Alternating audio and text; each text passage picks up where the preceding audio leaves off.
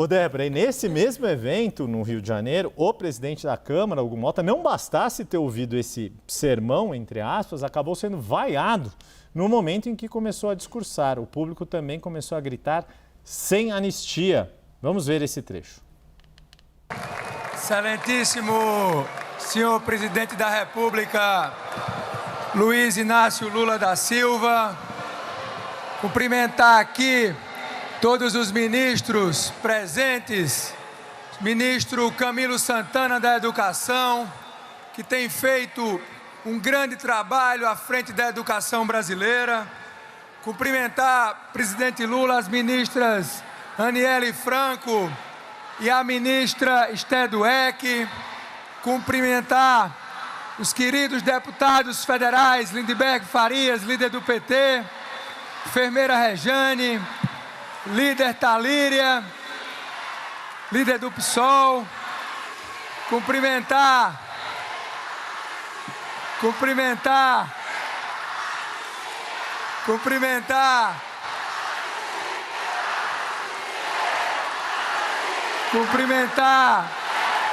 deputado Renan Ferreirinha, que é secretário de Educação.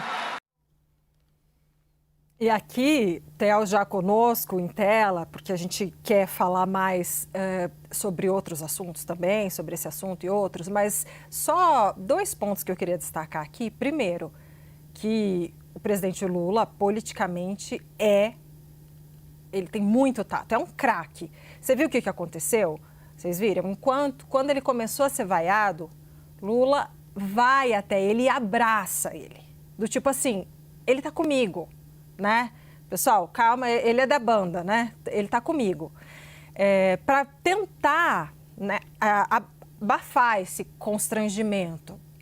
E o outro ponto é o seguinte, Lula no modo campanha, no sentido de que se Jair Bolsonaro escolheu como inimigo o projeto dele, o projeto da direita, o projeto do Brasil, e aí ele escalou como inimigo o Supremo Tribunal Federal, Lula está escalando como inimigo do povo o Congresso Nacional. E aí, Theo, eu deixo aqui uma reflexão sobre institucionalidade, que é algo foi um projeto, uma promessa que venceu a eleição. A preservação e o respeito à institucionalidade. Né? Então, queria juntar essas 2 falas. Lula atacando mais uma vez o Congresso, dizendo que nunca foi tão baixo nível de qualidade e, enfim, fazendo essa campanha sob o aspecto, então, da institucionalidade. Sem dúvida, houve ali um constrangimento duplo, né? Primeiro, quando o presidente Lula faz essa menção ao baixo nível do Congresso Nacional, na avaliação do presidente Lula, ele generaliza e faz uma menção que não é a primeira vez que ele fez isso. O presidente Lula, em outras ocasiões, publicamente, já havia se referido a um baixo nível do Congresso Nacional. Isso aconteceu em outras oportunidades também, gerou um constrangimento notável ali para o presidente da Câmara dos Deputados, que depois passou por um outro constrangimento, que foi a vaia, e o presidente Lula, de fato, ali a postura dele de se levantar, ficar ao lado do Hugo Mota, enquanto ele tentava retomar ali a linha de pensamento e o que ele vinha falando, foi um gesto importante, a ver como que foi nos bastidores o pós. O fato é que o presidente, de fato, aponta ali para o Congresso Nacional uma percepção que ficou muito nítida quando houve aquela manifestação no domingo na Avenida Paulista. Houve em uma série de cidades manifestações contra a PEC da blindagem, contra o projeto de lei da anistia, ou projeto de lei que beneficie, de certa forma, os envolvidos no 8 de janeiro. Aquela onda fez com que o Senado enterrasse a PEC da blindagem, esfriasse de sobremaneira a tramitação do PL da anistia na Câmara dos Deputados, e o governo sentiu isso.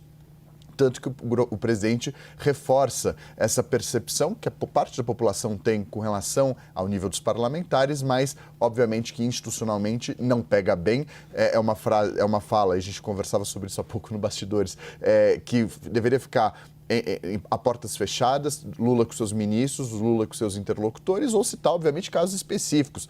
Você quer citar o caso de Eduardo Bolsonaro porque você discorda? Você pode citar da Carla Zambelli, do Chiquinho Brazão, que é acusado no Supremo Tribunal Federal pela PGR de ser mandante do assassinato da vereadora Marielle Franco. Você pode citar casos específicos, mas a partir do momento que você generaliza, não só causa, obviamente, incentiva vaias posteriores ao próprio presidente da Câmara dos Deputados, causa esse clima, mas também faz com que haja um estremecimento das relações.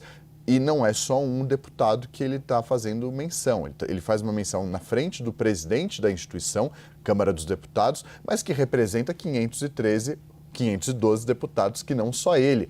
E ele fala Congresso Nacional, tem 81 senadores também. O presidente não faz essas menções ao Senado Federal, não faz essas menções na frente, por exemplo, de Davi Alcolumbre. Fez na frente do presidente da Câmara dos Deputados. Obviamente, isso pode ter, sim, uma consequência. Lembrando, só para finalizar, que o presidente Lula depende da Câmara dos Deputados para votação de projetos importantes para o governo, projetos com impacto fiscal importantes para o governo, projetos econômicos.